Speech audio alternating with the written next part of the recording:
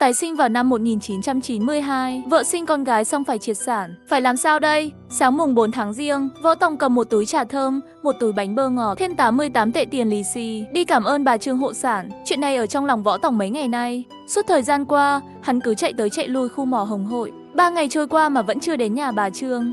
Trở về từ nhà bà Trương, gần đến cửa nhà, Võ Tòng, lại là trưởng thôn Võ Phúc Ngân vội vàng đi về phía Võ Tòng. sao vậy chú trưởng thôn, sao lại nhìn tôi như vậy? Võ Tòng, cậu đã làm chuyện đó. Tôi đã làm gì? Võ Phúc Ngân vươn cánh tay kéo Võ Tòng sang một bên, tránh xa cổng chính. Chú trưởng thôn có chuyện gì muốn nói, kéo tôi làm gì? Cậu đã giết 3 tên cướp trên đồi Cảnh Dương. Võ Tòng ngạc nhiên. Trưởng thôn, làm sao mà chú biết? Võ Tòng, tôi vừa từ thị trấn về, tôi đến nhà cậu cách xa hơn 10 dặm. Hiểu rồi, trưởng thôn vào thị trấn, gửi thuốc lá, chai rượu hay thứ gì đó cho lãnh đạo trong dịp Tết, nhằm mục đích xin một số trợ cấp cho phân bón và hạt giống. Nghe nói Võ Tòng đã giết bọn cướp. Các cán bộ nói gì với chú? Họ nói cậu đã giết 4 người và hạ gục 1. Võ Tòng, chuyện này thực hư thế nào? Chuyện xảy ra trên đường hôm qua. Nói với trưởng thôn một lần. Võ Phúc Ngân nhìn vào mắt cháu trai mình. Đó là sự kết hợp giữa sợ hãi và ngưỡng mộ, một quan điểm không thể diễn tả được.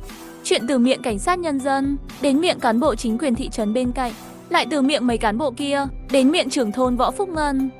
Thế là Võ Tòng giết 4 người, là một người bị thương nặng. Thật ra họ chưa chết, đều nằm trong bệnh viện, 5 năm trong tù. Chú, đến nhà tôi ăn cơm với ông nội tôi. Không, tôi đến để nói với cậu vài điều. Võ Tòng, mấy ngày nay cậu kiếm được nhiều tiền rồi. Tôi có kiếm được tiền hay không chú quản được sao? Năm trước nhà tôi nghèo lắm. Ngươi làm trưởng thôn hỏi đến một câu chưa? Bây giờ tôi vẫn gọi ông là chú. Tôi nghĩ là tôi quá lễ phép rồi. Cậu nghĩ tôi mượn tiền cậu sao? Chẳng lẽ không phải vậy? Nếu cậu có tiền trong tay, lấy 500 tệ ra đây. Tôi muốn nhắc cậu khoản tiền đảm bảo phải nộp cho thị trấn. Tiền đảm bảo gì? Tiền đảm bảo mà cậu không biết à? Tôi đã nhắc cậu khoản tiền này trước khi vợ cậu sinh 2 tháng rồi. Phải nộp 500 tệ cho thị trấn. Lúc này, Võ Tòng chợt nhớ tới lời chú trưởng thôn từng nói. Vợ tôi sinh Bối Bối và cô ấy có đứa con thứ hai. Theo quy định phải triệt sản, nếu không có tiền đảm bảo, đến lúc đó sẽ có xe đến bắt người. Sau khi trả tiền đảm bảo, nó có thể được hoãn lại trong 1 năm. Nếu trả 500 tệ thì vợ tôi không bị triệt sản liền đúng không? Đúng. Tôi sẽ trả. Trưởng thôn đi và Võ Tòng cũng vô nhà. Võ Tòng, em làm gì vậy? Chị đã triệt sản rồi phải không? Ngọc Trinh sửng sốt trước, sau đó lại cười tươi. Võ Tòng, em lo lắng cho Kim Liên à? Em không muốn cô ấy phải chịu đau. Ngọc Trinh trong lòng run lên, lời này phát ra từ miệng em trai. Đây đúng là sự thật sao? Võ Tòng, trốn không thoát đâu. Sớm muộn thôi. Chị đau không? Nói nhảm, thử một nhát đi.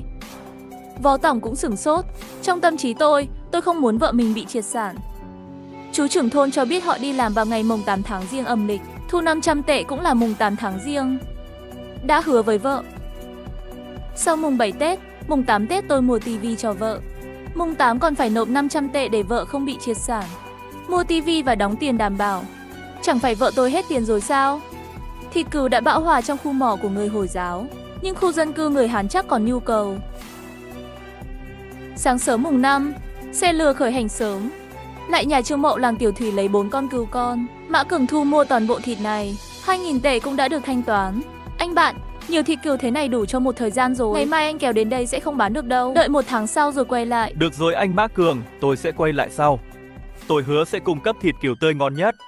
Võ Tòng quay người đi về phía khu dân cư Hán. Chàng trai, cậu không mang gì tới bán à? Thôi, hãy ở lại ăn bữa trưa cùng với chúng tôi. Các chị dâu ơi, vào tháng Giêng âm lịch bữa trưa của mọi người không phải là mì xào sao? Cho tôi vài tô, chúng ta sẽ bàn về việc giao hàng gì cho các chị. Những người phụ nữ này ở khu vực khai thác mỏ mỉm cười bưng cơm cho Võ Tòng. Tiểu huynh đệ, có muốn vào nhà ngồi một chút không? Tiểu huynh đệ, da rẻ mịn màng, tiếc là có vợ rồi. Võ Tòng nghe ra đám đàn bà này không phải người tốt. Một người phụ nữ đang nắm lấy khuôn mặt anh. Võ Tòng ngăn tay hắn lại. Chị dâu, em là người đứng đắn. Chị có muốn thịt cừu không? Ngày mai tôi sẽ đưa xe lửa đến đây. Sao có thể lấy một xe? Nhà tôi tối đa 10 cân. Nhà tôi cũng cần 10 cân. Ngày mai anh kéo nó lại đây. Nhà này 10 cân, nhà đó 10 cân, 6, 70 cân. Nhưng Võ Tòng biết, bán thịt cừu cho đám người này cũng chỉ có một chuyến này thôi. Các em, các chị, các bạn cần gì nhất? Tôi sẽ mang nó đến cho bạn. Lợn con, cậu mang tới được không? Nếu họ không nhắc nhở, anh còn chưa nghĩ tới chuyện này. Lời nhắc nhở này, trong đầu hắn sáng lên.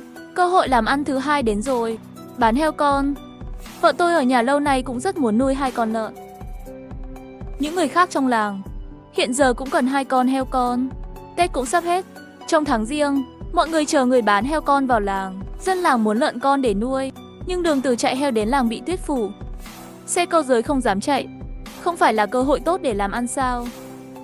Chỉ vài ngày nữa thôi, tôi sẽ kéo con heo lại đây. Ăn hết 5 bát mì, thân người trở nên ấm áp, kéo xe lừa về nhà. Tiếp theo là chạy đến khu dân cư người Hán. Mấy bà vợ ở khu người Hán này mặc cả quá lợi hại, khiến Võ Tòng buồn bực trong lòng. May mắn bán được vài con cừu non, cũng đủ mua tivi và trả khoản tiền đảm bảo cho vợ rồi.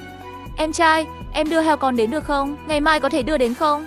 Anh buồn trong lòng, nhưng phải mỉm cười. 2 con cừu non này các người lựa lại đi. Tôi không đưa heo con đến nữa.